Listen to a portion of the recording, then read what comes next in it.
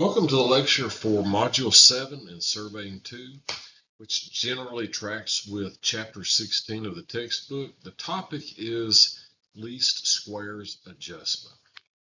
Wow. So what exactly is least squares? So I found this simplified diagram, which does a pretty good job in my opinion.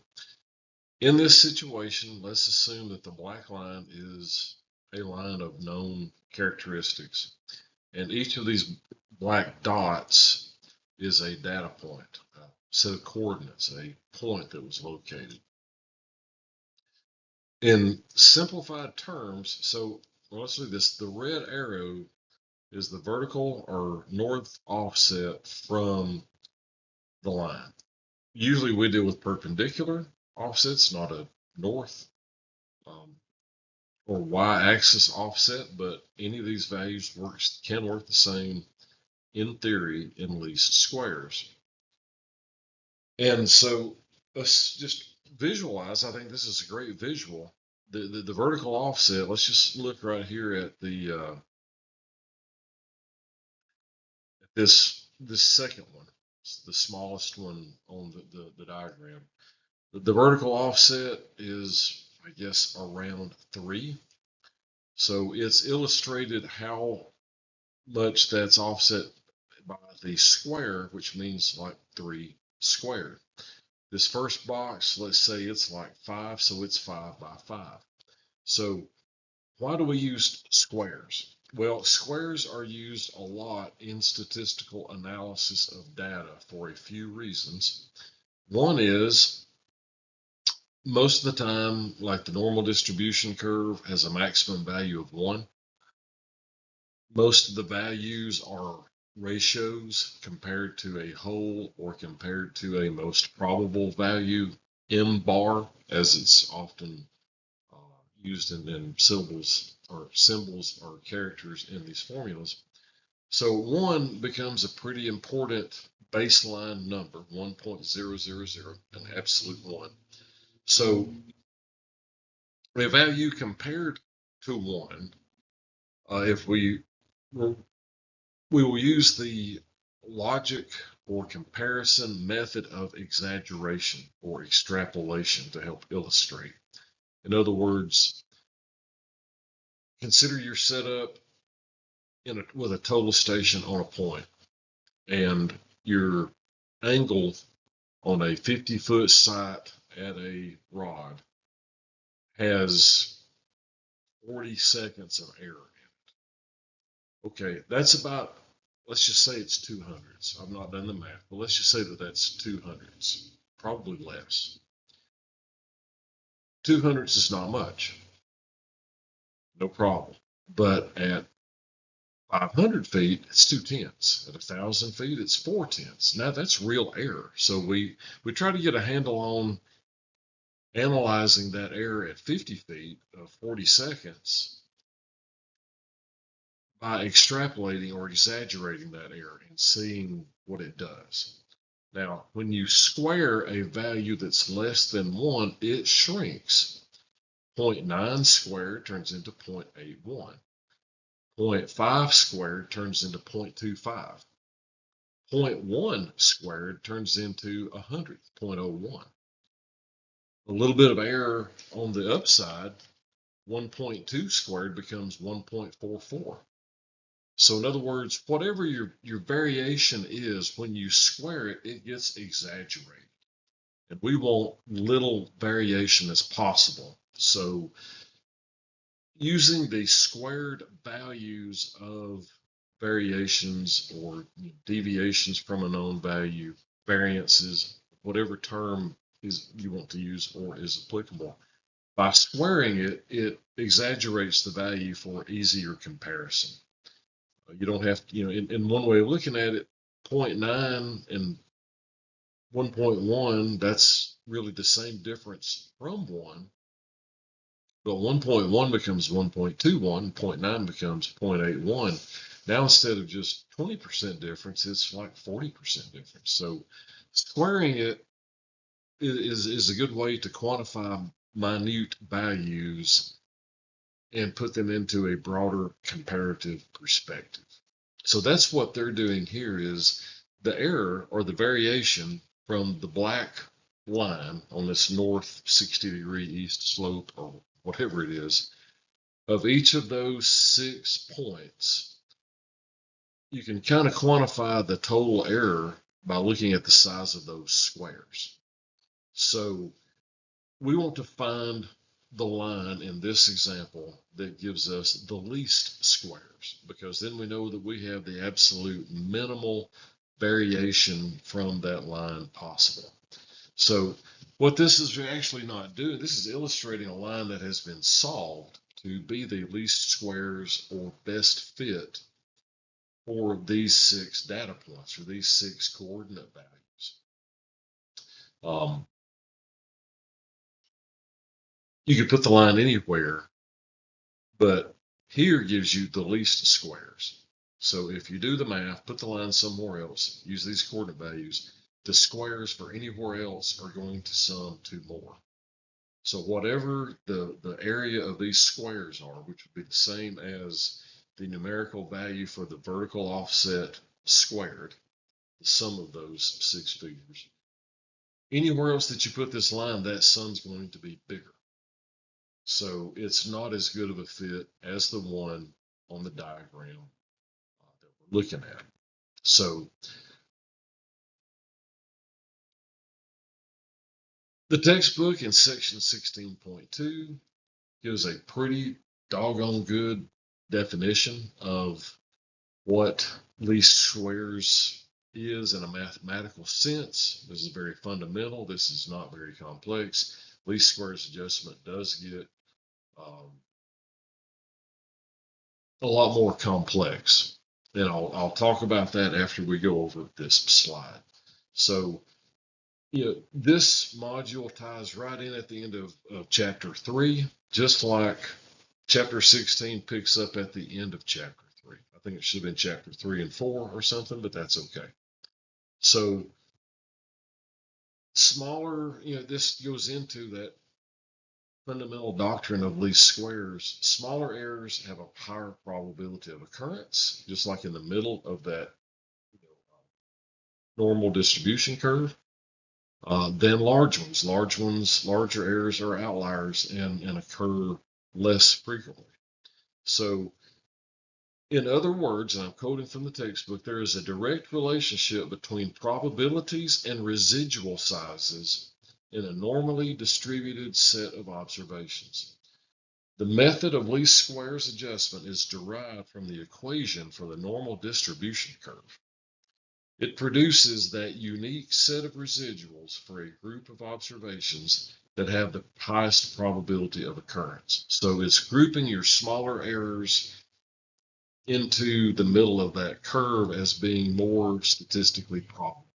So once you've eliminated blunders, systematic error, equipment error, and just plain out mistakes, and you have good data that is just, as far as you know, it only has random errors at that point.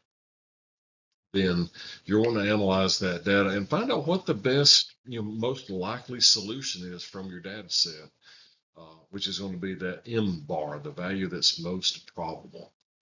So this, again, produces the unique set of residuals for a group of observations or a data set that has the highest probability of occurrences. Now, for a group of equally weighted observations, the fundamental condition enforced by least squares method is that the sum of the squares, which again is the same as the area of those big boxes added up. If you take an offset of 2, square it, it's 4. Or it's a 2 by 2 box, which has an area of 4 square units. An offset of 3 has a squared value of 9. So we're looking at the residuals squared.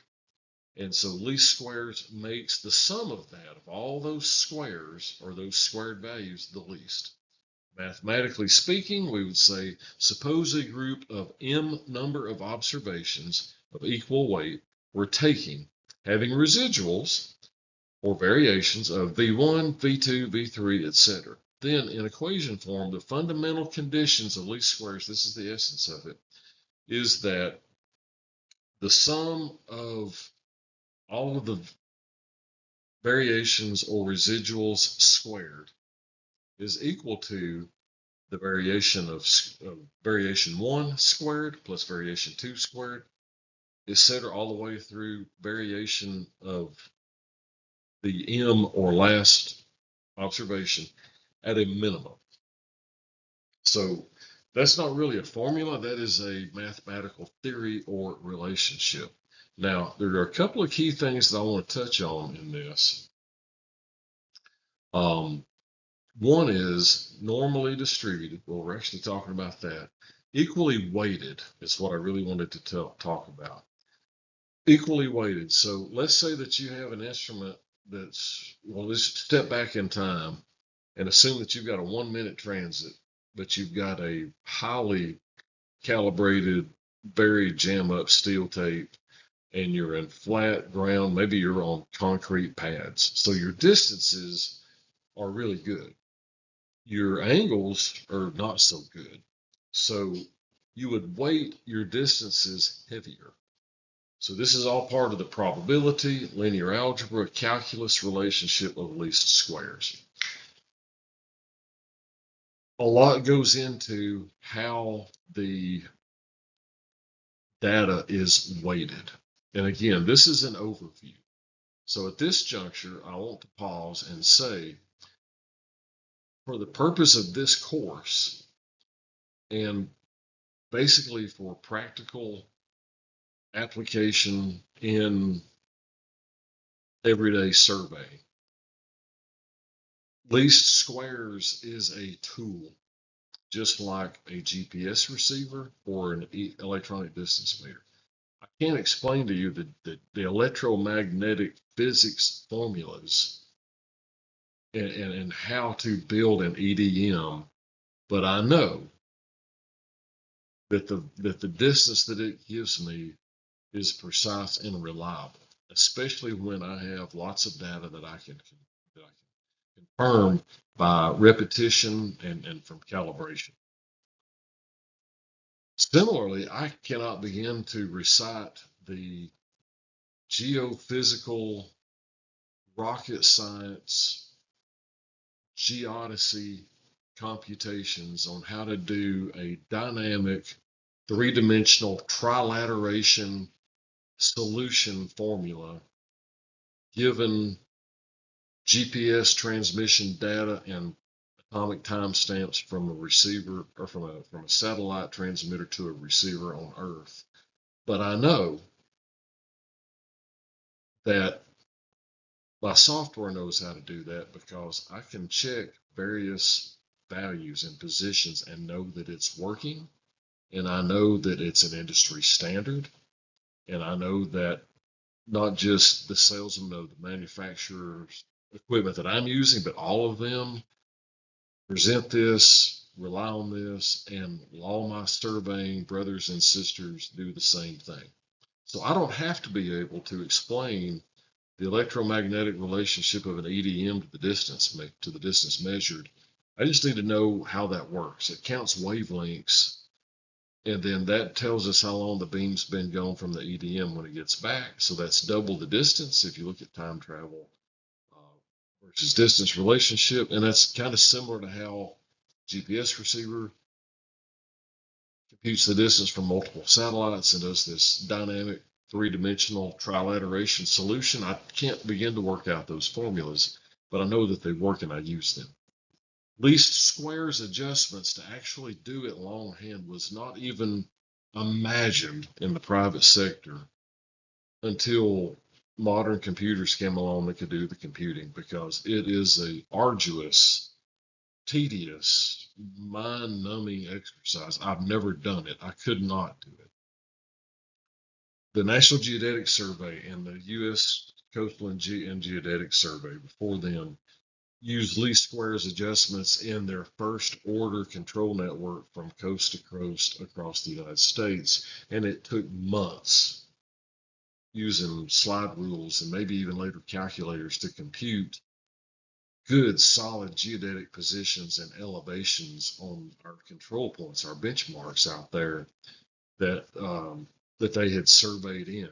that's one reason why they were, there's this fine for disturbing them, and people, would protect them and don't mess with the benchmark. That's special data. Not only is it a piece of concrete with a brass cap that people dug in and hauled in and set, but the coordinate values for that station were representative of a lot of work.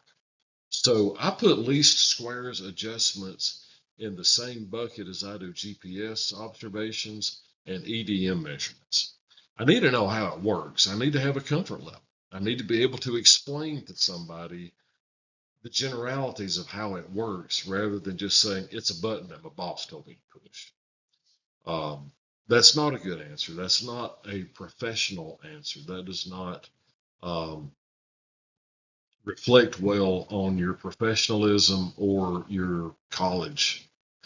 Um, so, what this lecture attempts to do is give you broad understanding of the terms that you're most likely to see. There's a whole dictionary of least squares adjustments terms that we will not get into. We will not get into working any problems longhand or with something like StarNet, least squares adjustment. There are classes that are offered.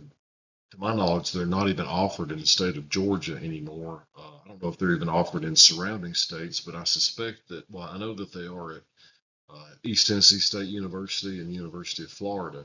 Beyond that, I don't know. It's that complex and it's that unnecessary that everyday and even above average surveyors would have the math skills, would be required to have the math skills to do this longhand. So, with that, just like a lot of other things in this course, we're not going to be brand specific, software specific. This is trying to give you the broad based data or understanding of this topic that you need to be a practicing surveyor, but also to be prepared to pass the exam should you see some of these terms or relationships that you can understand how they fit. Luckily, the allowed calculators for the exam couldn't begin to do least squares, at least not in a timely manner. Would take longer than the exam to work out one good least squares problem with a calculator. And so that's primarily what you will be tested on, is to make sure that you know how the pieces fit and how least squares adjustment applies to land survey. So I took some from the book, I took some from some other sources, and I made my own diagrams to try to illustrate how this applies in the daily practice of a land surveyor. Moving on now finally to the next slide. It's going to go a lot faster from here. So they used this. This is a sample traverse network with two closed legs. At least that's what I call it. The way I look at it, they started at A, went to B, went to C, went to D, went to E, went to F, went back to G, closed in on A. So they've got a loop. Then they came in and went from G to H. They didn't do I because that's often confused with 1. Thank you. Then they went to J. Then they closed in on C. So they've got 2 unknown points in this leg. And then they came back on H and set a new unknown, K, and closed in on E. So there will be an angle up here at H, be an angle at K, there will be an angle at E to F, and there will be an angle from E to F backsiding K. I'm not going to illustrate all of them. I just want you to see that one of the nice things about least squares is I've had hundreds of traverses like this, especially in subdivision projects and larger boundaries, where we would run a closed loop around the outside. It closes okay, let's adjust it. Now we have to go cut it up. We have to go locate this road or these features through the middle of it. So we run 2 closed traverses. And inevitably, this blue leg, the HKE leg, is just going to have a real crappy traverse. This is because a lot of our errors are compensating. In theory, let's just say in the morning, whatever reason, heat expansion, angle of the sun, instrument operators, bias, you turn angles 15 seconds heavy. You just turn them a little bit more to the right. You just collect them, or maybe it's not even the instrument operator's eye. Maybe that's how the bubble on the bipod or the rod works when it's cooler, and then it tilts the other way in the afternoon. So around lunch, your angles are tight, and then the later you get in the afternoon, you're fudging your angles over to the left. Well, at the end of the day, your angular error is balanced out. If you're 15 seconds heavy in the middle of the morning, dead on in the middle of the day, and 15 seconds light near the end of the day, your angular error is balanced out. And you'd be amazed at how good your traverse can close when, even though in the middle of the day, you might have had a half a foot of error. You find that when you run closed traverses between those points later on. I've done that. And especially this little blue leg, HKE, gosh, there's only one place to put air, because by that point, H is an adjusted permanent coordinate, so is E. One advantage to least squares adjustment is if you run all these at the same time, which you might be able to do. I'm just saying you wouldn't necessarily have to run them later, although that's how we work in subdivision. But if you were able to do them all at the same time or adjust your coordinates, you can set least squares adjustment up to put a good adjustment on all of these points simultaneously so that the error is balanced out more consistently instead of allowing it to accumulate. So using this same diagram over here on the right,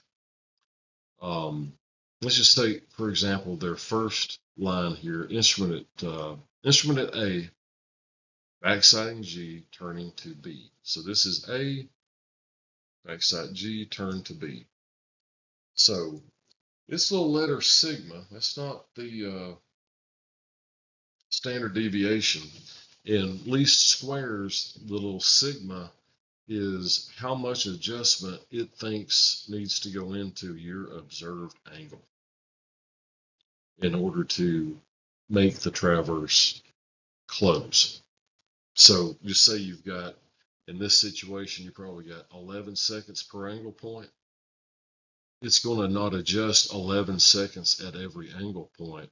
It's going to use a least squares adjustment method, which we will come back to adjust that traverse, not equally, but using least squares to compute a different adjustment. Instead of equal, it's going to be 8.9 at 1, 11.7, 13.7, and obviously some of these are going to be minus, some of these are going to be positive. But this is what it does, is it computes the most likely correction necessary for that observed angle in order to get all of your angles to sum correctly. One thing that we'll discuss more when we cover ALPA surveys in professional practice is the error ellipse. And this figure 16.12 from the book says that this is error ellipses plotted at 200 times their actual size. So the error ellipse is basically, think back to last module on statistics, how our values, we think that 200.00 is 200.00. That's what we measure. That's what we inverse. That's what my data collector says. That's what my desktop says. It's 200.00 feet. No, really, you're 200.00 plus or minus 37 thousandths, 0.037, nearly 400s, or maybe it's plus or minus 0.014, 14 thousandths, or maybe even better than that. We don't know, but it's never an absolute. It's a plus or minus, which is based on the statistical analysis of our data. Now, a really good in-depth analysis of our data will give us error ellipses instead of it just being plus or minus in a two-dimensional or a one-dimensional way, like this distance is plus or minus 400s. Well, the next one might be plus or minus 200s if it's a north-south one, and that's because you're going to be computing coordinate values. You're indirectly or directly going to be looking at latitudes and departures, and it's going to determine that your point is most likely within these ellipses. And that's where the plus or minus gets into. You have a semi-major and a semi-minor axis. And the bigger one, the major axis, is the one that has the most probability of being off. But that's something else that least squares adjustment does. Part of this huge mathematical process is you will allow the software to compute your error ellipses. This is necessary to compare to the published requirements of precision of your error ellipses in a least squares adjustment or an ALTA survey to be certified as such. So just understand here, point A is held. It's not being moved or adjusted. You tell it that's those coordinates, that's where it stays. B is really only going to adjust in the direction of A to B, because you're going to tell it, start my traverse at A at these coordinates. And I've got all these horizontal angles turned, but I got to know where I go. So it's going to start with an azimuth A to B. It's not really going to have any reason to challenge or change A to B. It might change minutely, and we'll see that in a couple of slides or in the next slide. But primarily your adjustment is all going into the rest of these. So notice that it thinks that J and C have pretty small error ellipses. They're almost circles, and they're not that big. D probably has the biggest error ellipse. D's got the most going against it. E and F don't look that great. Neither does G. G looks a little better. H and K. Just realize that the error ellipse is giving you a better idea of that plus or minus in a two-dimensional type way. And let's look at one real quick before we move on to that next slide. Let's just look at F. The distance from E to F. And again, this is exaggerated. The book says it's 200 times the regular side. So E to F's distance could be as little as the red line. It's red, and that's an ugly line, yes. But let's say that red line could be as short as the red line, or it could be as long as this long line. Takes in the whole error ellipse. It's like you got plus or minus. The red is the minus, the purple is the plus. That's your 200-foot line right here. If you get published coordinates on E to F and you inverse, and you get 200.00. The red line may be 199.97. Not bad, 300s. That's probably about average. Purple line may be 200.035.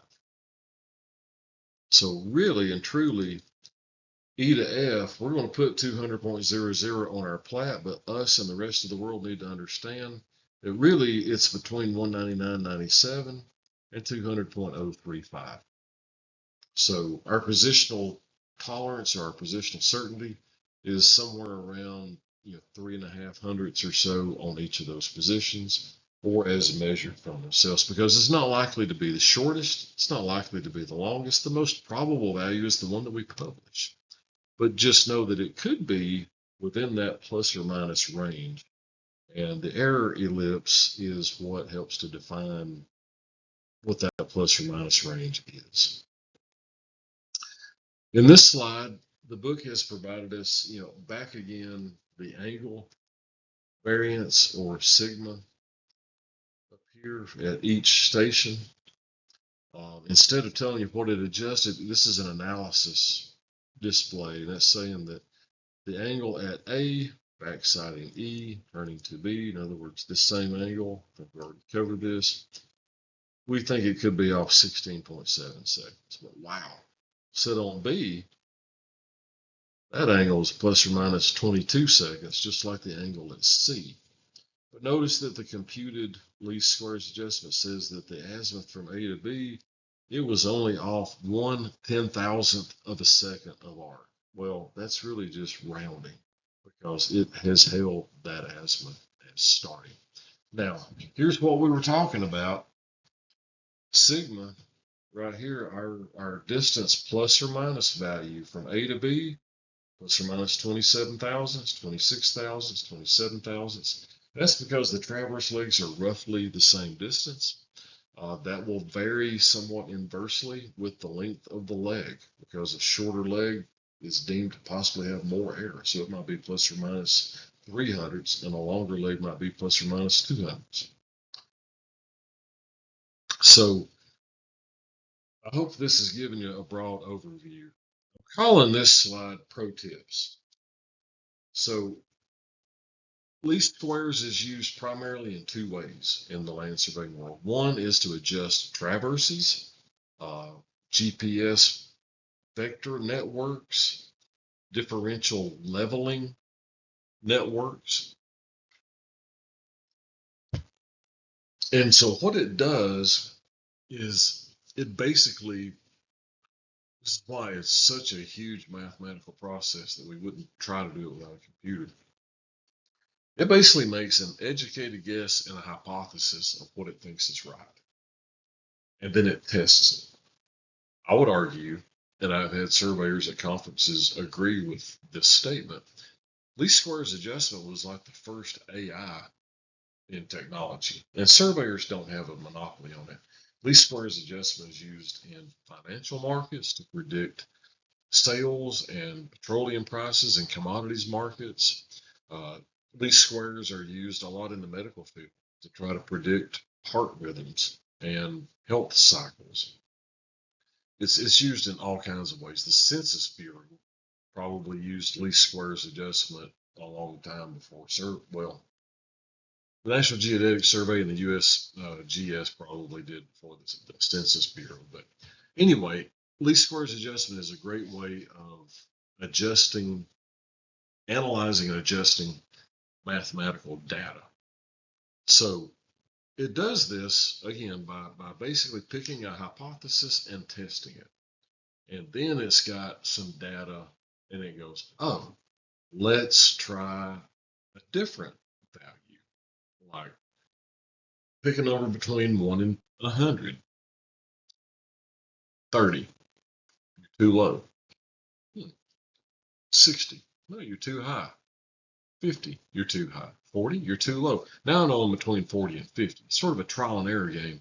It's sort of what least squares does, except instead of guessing 40 or 50 higher or lower, it runs an iteration, which is one process of the equation that it generates through its algorithm in our software to solve for an adjustment problem. And it gets a set of squares and it goes, oh, either our data really sucks or that's the sum of those squares is too high. So let's run it again by assuming this. So hypothesis number 2, wow, this square's got smaller. Well, let's bump in a little bit more and let's try this. Oh, the square's got even smaller. So you set, the second bullet point is you set tolerances. What is an acceptable positional error in your traverse points? 15 thousandths? That's probably a reasonable to lofty goal, actually. 100th and a half in surveyor slang or layman term. But it will run these iterations until the sum of the squares produces a value that it thinks is within your value, 100th and a half, 0.015. And that backs into statistics as saying at the 95th percentile, which is not all that difficult. Remember, the 50th percentile is a tighter range of data. So it's looking at that, basically that 2 sigma, 2 standard deviations in the curve. We feel like your final value for this number, whether if it's an angle, a distance, or a coordinate value, volume, heart rhythm, commodity price, whatever it is, we have got that predicted so that we are at the 95th confidence level that it's within your tolerance of 100th and a half. Boom, we're done. So How many iterations will it run? Well, you can set it to run as many iterations as you want to, but the computer might lock down or run forever. Typically, it's going to run 3 iterations. And if it's not getting close, it's going to bomb out and say you've got a blunder somewhere. Least squares cannot fix this. Every time we change the values based on the last iteration such that the algorithm, the AI, if you'll have it, is telling it to change the values to this, that'll make it better. If it makes it worse, then it says your data's got a problem. Another pro tip, a lot of softwares will give you this value, the chi-square test. So you can force through your settings, you can force least squares adjustment to balance or adjust a traverse that is crappy, but it will give you the least squares adjustment on where it ought to be. Now, if it's a sloppy 1 in 5,000 traverse done with sloppy operators in challenging terrain, and you got a 1 in 5,000 closure, least squares is going to hate your data and say it sucks and not want to solve it. But you might like the least square solution for that crappy traverse better than the compass rule. So you're willing to live with it. But the chi-square test generates a value that basically says, are we sure we made it better or not? And it's going to give you a range. I mean, it does all these incredible calculations over and over. And it'll say, okay, I did 3 iterations, should have got better. You told me to stop. We used the adjusted coordinates that I came up with after 3 iterations. But the chi-square value for this data set should have been between 3 and 12. Very rarely will you find one below that range, like a 2. That would be a red flag. That probably means you've got something accidentally duplicated that's blundered and done up. The likelihood that you've got if your chi-square value is supposed to be between 3 and 12 and you've got 150, then you got a problem. That's telling it that, hey, your data, we did what we knew to do, but it actually made the adjusted coordinates worse than what they started with.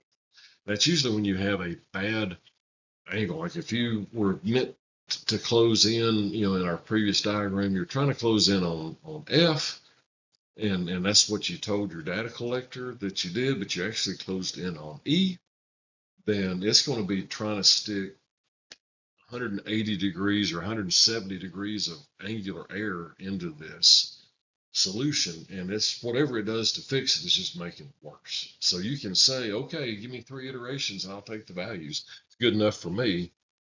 But the chi-square value is telling you no, it made it worse. You need to go find out what's going on and fix it. So good professional practice procedure would be look at your data, make sure you got your settings right, run least squares adjustment, and then look for the chi-square test. It should be an option or a setting in your software. Make sure that you get that, look at it, and go, okay, good, we're within the range. And really, it's pretty stingy. If my chi-square range is 12 to 13 or 3 to 12, I'm on a nice traverse, I'm gonna get that value 3 out of 4 times. More than likely, I'm gonna be at 14.275. I'm gonna be a little bit outside of the range, but not enough to warn me that I've got a real problem in my data, like a 145 value would. So I made some diagrams, and so another part of least squares adjustment is weighted observations. We talked about that in maybe the second or third slide. So just imagine here in this example that you just go out there and turn this traverse with a total station single turn, just single backside with a rod, no bipod. And then you go ahead and you take one single distance and one single angle ahead and you leave. In that scenario, you've got 6 angles and 6 distances. You throw them all in together, and it's going to weight them all the same. It's going to have just as much heartburn changing a value 200ths on distance as it will 2 seconds in angles. It's just going to say, well, we're going to move it the least amount we can.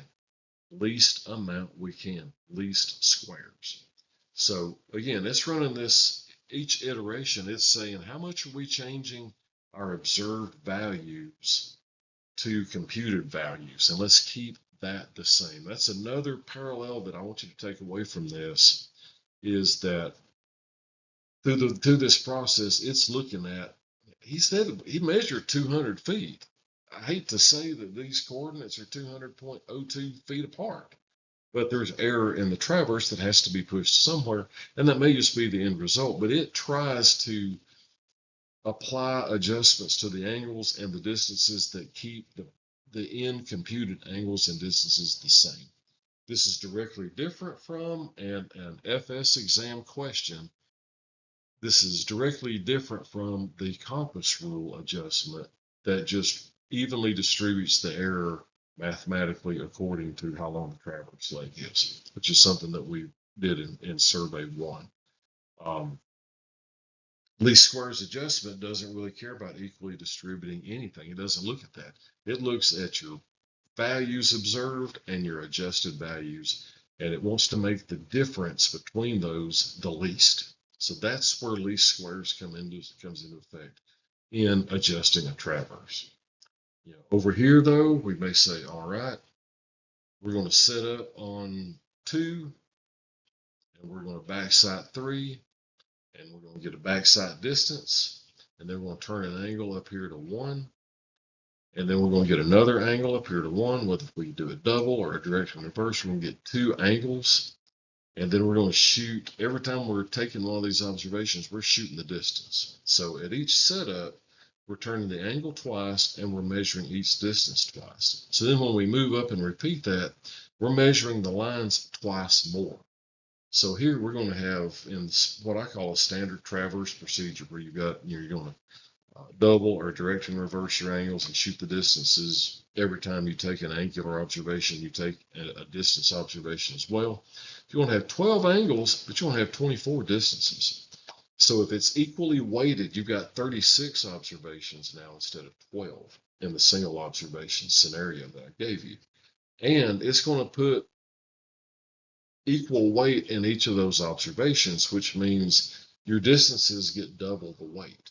So your angles are more likely to change than your distances. And with heat waves, robotic adjustments, instrumentational error, I probably want to put twice as much weight in my distance measurements as my angle measurements anyway. And that's one of the reasons that we as practicing surveyors decide now in this modern era of least squares adjustment, how many angles are we going to take? Do we want to turn another set so that angles and distances are the same? Or maybe we only shoot direct distances and we wind up with 12 angles and 12 distances. But the standard way, you have twice as many distance observations as you do angles, so it's putting twice as much weight in your distances as your angles when it goes to adjust those. So it may look at, okay, I'm changing the distance 100 or 200ths, but I'm doing that twice, so that's 400ths. And I'm changing the angle only 200ths. So next iteration, let's change the angle a little bit more, but change the distance less, because we've got twice as much weight in the distance as we do the angles. That is the fundamental of how least squares adjustment adjusts traditional traverses. In GPS observations, we're not measuring angles and distances. We're not measuring anything. We are observing satellites. We are collecting transmission data, and then our software is computing positions for us. So GPS does not measure, it positions. And so what we're going to look to do is take our coordinates at each point independently of the one before and the one after, because they don't really have anything to do with each other. We're not measuring the angles or the bearings and the distances between two precise points like iron pins or traverse nails, benchmarks, or whatever, a precise point. We're not measuring one to the next with GPS unless we're doing simultaneous observations, which we don't really do hardly anymore. That was a static GPS surveying method. Now almost all GPS surveying is real-time kinematic with a base and a rover, also a rover and a network. but each point is unique. So we want least squares adjustment to look at where our computed positions are and then come up with the most probable position for each of those precise points using a least squares adjustment to refine the coordinate values. It's a whole lot simpler actually than a traditional traverse with angles and distances because it does not have all these competing differently weighted values and end result that has to be basically programmed by the software every time. Think about it. Each traverse that you run is a totally different formula, totally different process that the least squares has to create an algorithm for and then run iterations to solve it. With GPS, you're just basically saying, okay, I've got 6 observations on this point. What's the most probable coordinate for it? That's what it is, in essence, is doing. So next, we're going to move to another aspect of least squares computations, which is doing a best fit.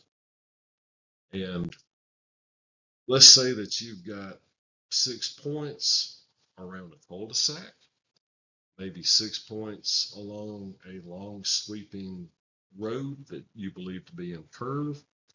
And what you want to do is you'd like to get a nice curve definition for these 6 points. So how do we do that? Well, you can do it kind of manually. Draw some arcs in CAD, move them around. You can use 2 or 3 of these. You could use 3 points to do a circle by 3 points using CAD, and then check the other 3 points to see how bad they missed the curve. It's not going to be perfect unless you programmed it that way or got really, really lucky. But that's the problem with this example is you've got 6 points presumably on an arc and you want to get a best fit solution for that arc. So this next slide, I cheated. I wished I had done this a little bit different, but the dark line, the pencil line, is the best fit line. I'm actually glad that we left it in there because it's here for illustration. So the first iteration of least squares, it says, oh, these 6 points exist out here. Let's grab a random point that we think is a radius point. Let's then create or inverse a distance towards A from the, and not only a coordinate on the radius point, but a radius. And let's just say the radius is 1001. So it's going to come up with, we think the radius point's here, and we think the radius of this curve is 1001. So that 1001 is the green arc. Now the variation or variance on each are the bold green lines, the distance from the point to the calculated arc. This is like iteration 1. So you look at each of these variations, and then you square them, and that's a pretty good bit of variation. And you can tell that it's a lot more than the black line. So this iteration, the square of A to 1001, B to 1001, C to 1001, which is going to be maybe 1000 instead because it's inside of it. But the variation from each of these points to the green arc is going to be, this blob area, something like this, if you did it in the square unit mode. So least squares, and this is all very simplified. This is not exactly how it works. Least squares says, oh, we really overcalculated. Our radius point needs to shift over a few tenths. And instead of 1001, we think the radius is probably more like 999. So then it'll go through and it'll inverse from the radius point to A, radius point to B, radius point to C, and using its hypothesis of the 999, it's going to get a variation at each one, square it, and lo and behold, the whole square of the area of the error is going to be pretty good size because it's missed it by a foot. both times. It missed it a foot high the first time, it missed it a foot high the second time. So probably the third time it's going to get it right and draw the black line, pencil line. So now you're looking at this little bit of square, this little bit of square, this little bit of square, and probably have a pretty equal amount inside the arc and equal number outside the arc. And this becomes a question for your judgment call. This offset right here, if that's 4/100ths of a foot, wow, that's better than you can locate a pavement seam. If that's 4/10ths of a foot, is the road really nice and straight? How defined is the center line? If that's 4 feet, you got to come up with a different solution. Go shoot the road more, break it into more curves. You got to do something.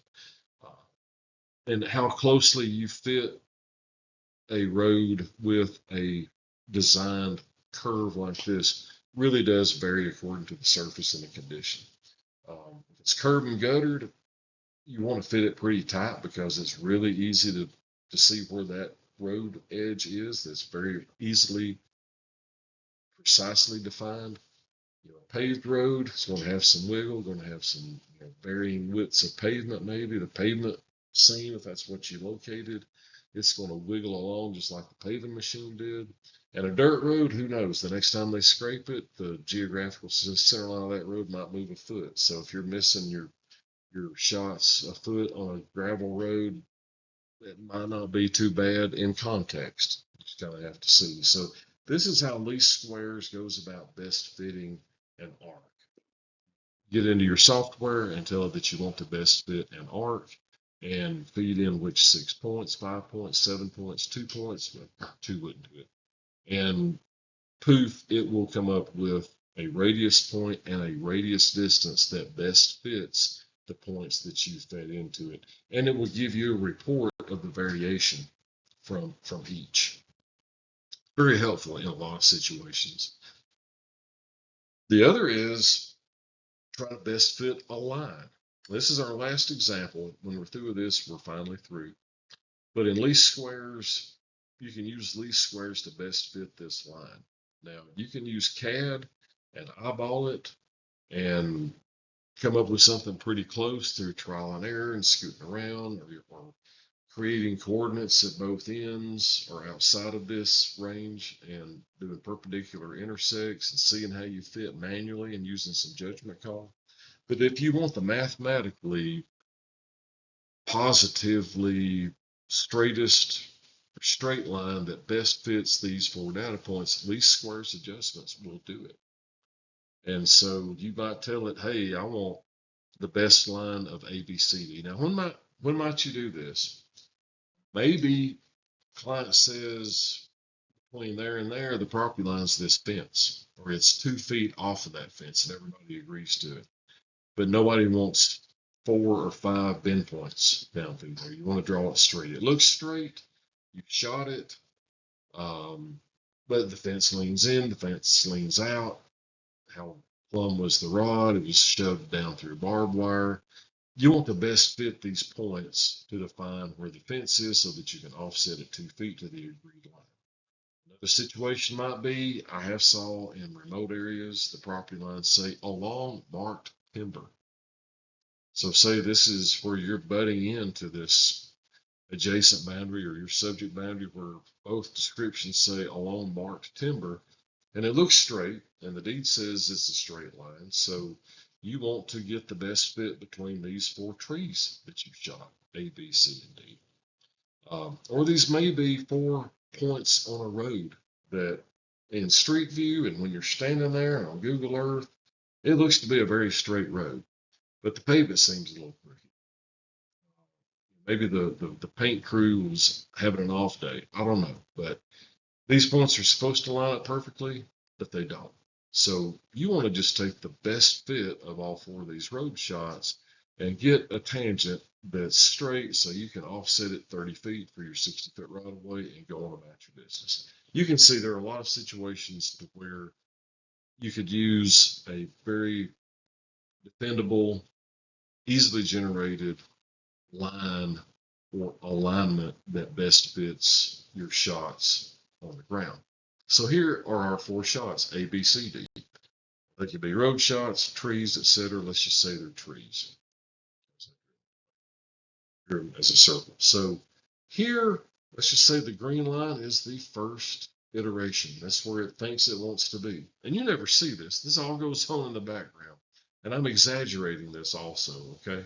But the variation is from, pretty big at D, pretty big at C, pretty big at B, pretty big at A. But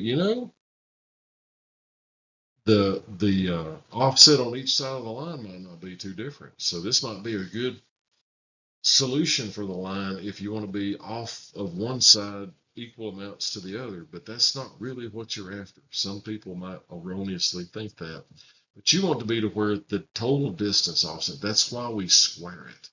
In other words, if D's offset is +3, C's offset is +2, B's offset is -2, and A's offset is -3, that basically sums to nothing. And Shazam, we've got the best line. But no, we don't want to look at that. We want to look at the variation squared. And it's going to be pretty big with the green line. The red line, well, it figured out a good bearing for our line, but the coordinates that it came up with throws it all off to one side. So, these variances are all bigger than they have to be because you could scoot the line over and those would get demonstrably smaller. So maybe it comes up with B. Or maybe this is a rookie surveyor's attempt to say, hey, I'm just going to use B and C. Oh, wow, A's off 4/10 to the left. D is off 5/10 to the right. That's good enough. I'm all over it. But think about it. Wouldn't you rather be within a tenth or two of all of them instead of being 3 or 4/10 off of some and be perfect on others? More than likely, that would be the case. Our final slide is just an example of where that best fit line actually is. Notice that C is off the most, but at the end of the day, these little variances sum to the smallest square. It's just a little bitty square. All of these are, this is like 700s, this is like 1800s, 400s, 200s. Those variations squared is the smallest that you could come up with. You could take the coordinates that least squares gives you for these, move the endpoints of this line. So it'll create an endpoint opposite of D and opposite of A in your least square solution and say, you think that it's D, but it's actually over here, 400s or whatever it is. They'll give you a coordinate for the line on each end. And so if you do a perpendicular offset on the least squares adjustment solution for those 4 points, and then you wanted to test it out and you wanted to use a coordinate just a couple of hundredths difference on one end, go through and do the perpendicular offsets for those 4 points from your adjusted line, compute those variances, square them all. The sum of those is going to be bigger than the one that least squares came up with. That's how it works. That's why it's a useful tool. That's why least squares is something that surveyors use, just like we use GPS equipment and EDMs, because it does wonderful stuff for us at in no time at all. But it is very complex, very intricate, very complicated procedures that we don't have to be able to do longhand, but we need to understand how it works and how to best use it so that we can apply it in our daily practice.